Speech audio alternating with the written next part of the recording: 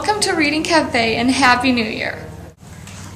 I'm Mackenzie, your host, and I'm so excited to be here with you to find out about the fun things planned at our libraries for 2011 and what fun books to read that our local book reviewers will be suggesting. Let's start with our librarians to find out what events are coming up. Hi, I'm Steve Martin. I'm the director here at the Sheridan Public Library, and I'd like to offer all you young mothers out there with children that are aged 3, 4, and 5 with an opportunity to come to our Wednesday afternoon story hours. We do a quick little story hour at 1:15 every Wednesday afternoon that the local school is in session. Now, on days when the school is not in session, they're either on vacation or they have a snow day or something like that, we do not have the story hour. But when the school is in session, we do here every Wednesday. The kids, it takes about an hour to go through our program. There's a little story that they listen to, and then we have an arts and craft project, and then we end with a little snack. And mothers are encouraged, not required, but encouraged to sit with their children and help them do the crafts and listen to the stories. And, we celebrate birthday parties with the kids. They bring in cupcakes and things like that. But it's a good time, and we usually have 12, 15, sometimes we'll get as many as 18 kids on a Wednesday afternoon, and we have a lively time with the younger sets here, but ages 3, 4, and 5. And so we invite you to come to that.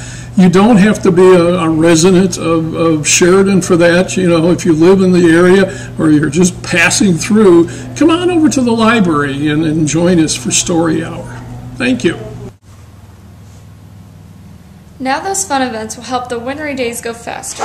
Speaking of wintry days, one of my favorite things to do on a cold day is to wrap up in a warm blanket with a cup of hot chocolate and a great book. Let's find out about some great books from our local book reviewers. The title of my book is All's Fair in Love, War in High School, and it's by Jeanette Rallison. What I liked most about the book was the fact that it showed what high school for teenage girls like through another person's eyes. The book is about a self-centered cheerleader named Samantha who wants to become the president of her school. In the campaigning process, she learns more about herself, her peers, and who her real friends are. I like to read as an escape from the real world. When I read, the author takes me to places all around the world and in many different time zones too. I would recommend that all teenage girls read the Jeanette Rallison books because she's an amazing author. The Best Christmas Pageant Ever is by Barbara Robinson. When the worst kids in the world, the Hermans, decide to go to church because they heard that they could get refreshments, they end up joining the Christmas pageant. They go to rehearsals and Imogen wants to be Mary even though Alice Wilkins is always Mary. But because Alice is afraid of Imogen, she lets her be Mary. For the pageant, they needed a baby, so Imogen said, "I'll go to the A&P supermarket. There's a bunch of carrots outside." Of course, she was told not to.